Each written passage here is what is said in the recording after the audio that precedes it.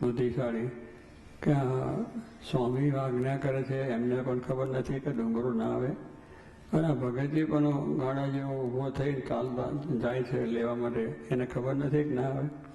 એટલે કેટલાક ભગતજી તમે સમજો તો આ કઈ ડુંગરો આવતો હોય છે, એમને એમ જાઓ છો તો ના આવે કોઈ દિવસ. તો ભગતજીએ શું કહ્યું કે ડુંગરો આવે કે ના આવે એની મારે સાથે લેવા નથી, મારે સ્વામીની આજ્ઞા છે, મારે જવું છે. અને ડુંગરાને માથે પડાડી પગે લાગીને કહી કે તને સ્વામી બોલાવે છે, નહીં આવે તો એ વિમુખ થશે, પણ મારીથી આજ્ઞા પડશે. આ વિશ્વાસ કહેવાય. આપણે આજ્ઞા થયું ના થયું કામ એની સાથે નથી, પણ આજ્ઞા છે, ત્યાં જઈને માથું અડાડી દીધું, થઈ ગયું. સ્વામી પ્રસન્ન થઈ ગયા. સ્વામી પણ જાણતા હતા કે આ થાય નહીં. એટલે એવી જે વસ્તુ છે જે વસ્તુ ન જ બની શકે એવાની અંદર પણ દૃઢ વિશ્વાસ રાખવો, તો આપણે એમનો રાજીપો થાય એને એમનું કામ થઈ જાય. એ કહેવાનું એક રાજા હતો. રાજાને બધા પોતાના નોકરો ઉમરાઓ બધા કારભારીઓને બધાને ભેગા કર્યા અને મોટી સભા કરી. પછી રાજાએ કહ્યું કે આજે તલાવ પાણીનું ભરેલું છે, એમાં જે માણસ પડીને બહાર નીકળે કોરો લુગડા સાથો પડે, લુગડા સાથે પહેરેલા સાથે પડે અને ભીના કોપડા થયા છે બહાર આવે, એને મારે ગામ આપવું. હવે એ પ્રમાણે રાજાએ ત્યાં વાત કરી સભામાં, તો બધા એક સામું જોવા પડ્યા. તો કે આવું તો થાય, પાણી પડીને કંઈક આપણે કોરા આવતો છે. એ બીજા સામું જોવા માંડ્યા, કરવા માંડ્યા, પણ કોઈએ કહ્યું નહીં. એમાં એક માણસ બિચારો એવો વિશ્વાસ હતો ઊભો થયો કે રાજાએ કહ્યું છે તો પડીએ આપણે. એ અંદર કુવામથીને પડ્યો આ પાણીમાં અને ભીને લુગડે પાછો આવ્યો. રાજા કહે બરાબર કામ થયું. પછી એને બધું પાછું ફરી બધાને થયું એટલે ફરી એક વખત પાછું ફરી કહ્યું, ફરી તો લુગડા બદલીને પાછો ફરી પડનાર. બીજી વખત પડ્યો, ત્રીજી વખત પડ્યો, ચોથી વખત, 5, 6 અને 7મી વખત પણ પડીને ભીનો ને ભીનો નીકળ્યો. પછી રાજાએ કહ્યું જા હું તને કામ આપી દઉં. પેલા બધા કે મહારાજ આ ક્યાં ખોટું છે, આ તો ભીનો ને ભીનો નીકળ્યો છે, એને કહી દઉં. તો રાજા કહે જો તમે પણ જાણતા હતા અને હું પણ જાણતો હતો કે આમાં પડ્યાથી ભીનો જ માણસ આવે એ ખોરો આવી શકે નહીં, પણ મને હતું તમે મારો પગાર ખાઓ છો, મારું બધું આ રીતે તમે એ કરો છો, છતાં મારામાં તમને વિશ્વાસ નથી કે હું બોલ્યો છે એ ખોટું છે એવું તમને સમજાય.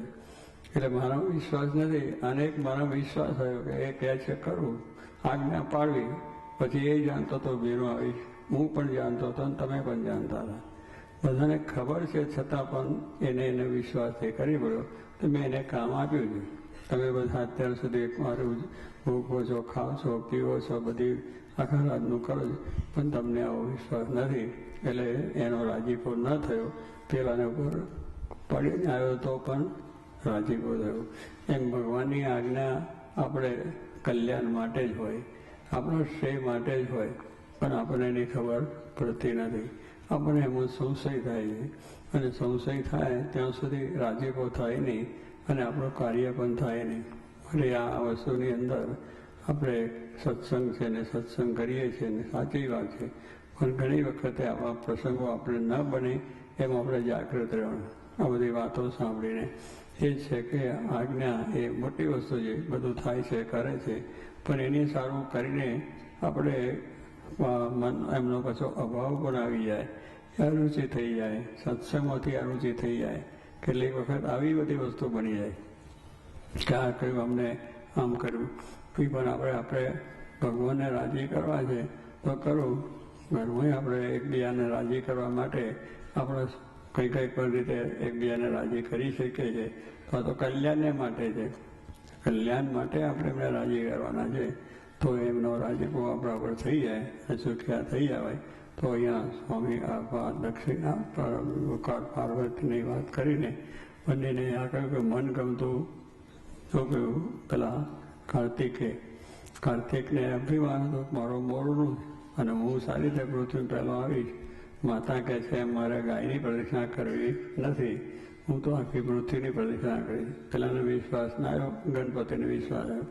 તો પેલા મોર લઈને ફર્યા ખરા, બધે ફર્યા, પણ આજ્ઞાથી પેલાને ફળ મળ્યું ને પેલાને ફળ ના મળ્યું. એટલે આપણે અહીંયા આગળ આપણે પણ કેટલીક વખત આપણે હોય કે આ બધું કહે છે પણ એ તો હું પણ કરી શકું, મારાથી થાય એમાં એ કહે નહીં. એટલે વિશ્વાસ ના આવે અને મન ધાર્યું આપણે કરીએ તો જ્યાં સુધી મન ધાર્યું થાય છે ત્યાં સુધી આપણને એ સત્સંગ એવો દૃઢ થયો નથી અગર એવો વિશ્વાસ નથી. મન દુધારું કરે કહેવાનું શું કરે જોગી મહારાજ કે કીર્તન પણ ગાતા કેટલી વખત મન ધાર્યું મનને ઉપદેશ આપવાનું કીર્તન છે. મને માને કહ્યું તું મારું તે કામ બગાડ્યું તારું. સ્વામી ઘણી વખત ગાતા અને મંદિરોમાં પણ કોઈ સાંજે રાત્રિ વખતે પણ ગાતા કે મનને ઉપદેશ આપવાની હોય. કારણ આપણું મન જ બગાડે છે આપણને. મન છે એ તર્ક વિતર્ક કર્યા જ કરે છે, સંશયો કર્યા જ કરે છે, પણ મનને જો મારે તો પછી એ બધું થાય. મન એ મનુષ્યનામ કારણ બંધ મોક્ષ. મન છે બંધનનું કારણ છે અને મોક્ષનું કારણ. એ મન જો જગતના વિષયો તરફ આપણે જવા દઈએ તો બંધન થાય, વાસના રહે અને બંધન થાય. એ જ મનને ભગવાન સાથે સંલગ્ન કરી દઈએ, ભગવાનને વિશે નિર્દોષ ભાવ, એને વિશે દિવ્ય ભાવ, આ બધું જો આપણે થઈ જાય તો આપણે એ મોક્ષ થઈ જાય. અને મનુષ્યનામ કારણ બંધ, કારણ એનું એ છે બંધનનું છે અને મોક્ષનું કારણ.